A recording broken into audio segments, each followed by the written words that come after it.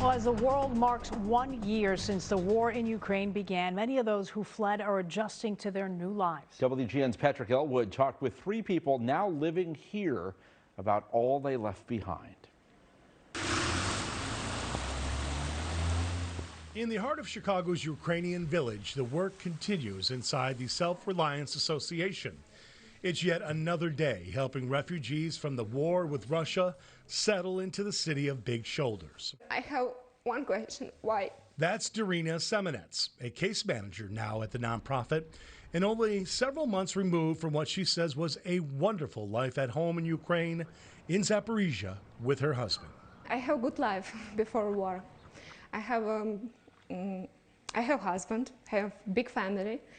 I have work, house, and other things.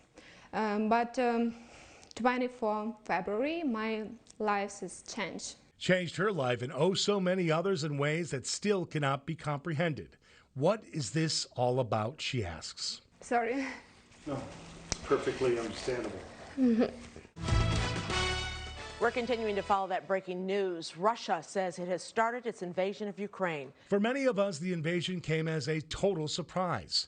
But satellite technology and intel on the ground in Ukraine showed a massive troop and tank buildup on the eastern border, and then to the north in Belarus. That is a country with a Russian-backed government very friendly to Vladimir Putin. Some of the bloodiest fighting, no doubt, on European soil in generations has taken place, with tens and thousands of Russians and Ukrainian troops killed, while energy centers, schools, apartment buildings, and homes have been leveled. In recent months, more weapons and tanks have been sent to Ukraine, and more are on the way. Its military continues to receive training and intel from the U.S. and our allies. But the savagery of war has been unmistakable. Parts of Ukraine have been leveled and its civilian population massacred amid an onslaught of alleged war crimes not seen in Europe since World War II.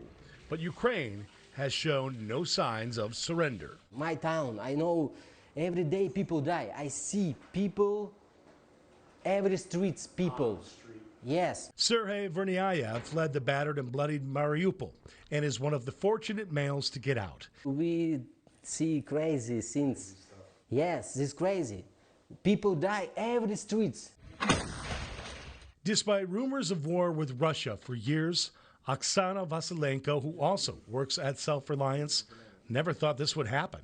But then came the call. My husband take a call, and his friend say war was started, and they say quickly let's go to a car. They loaded up the car and drove west 24 hours to the Polish border.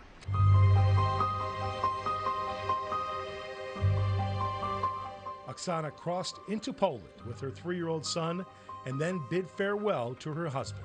My husband, he is fighting now.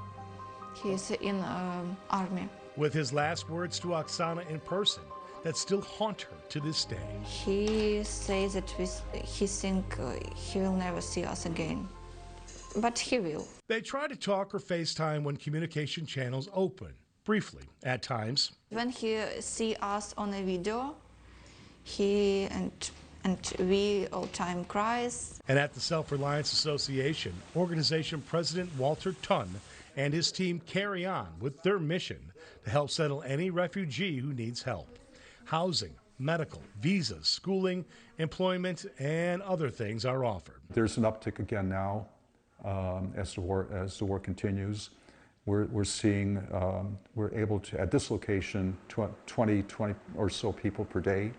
And at our other locations, we're seeing around 10 to 12 people per day. Much of Darina's family had to stay in Ukraine, and when the phone lines are open, which is not often, she calls home. Sometimes I see some words, but I can speak 1 or 2 minutes with my mother. Yeah. It's difficult, very. Patrick Elwood, WGN News.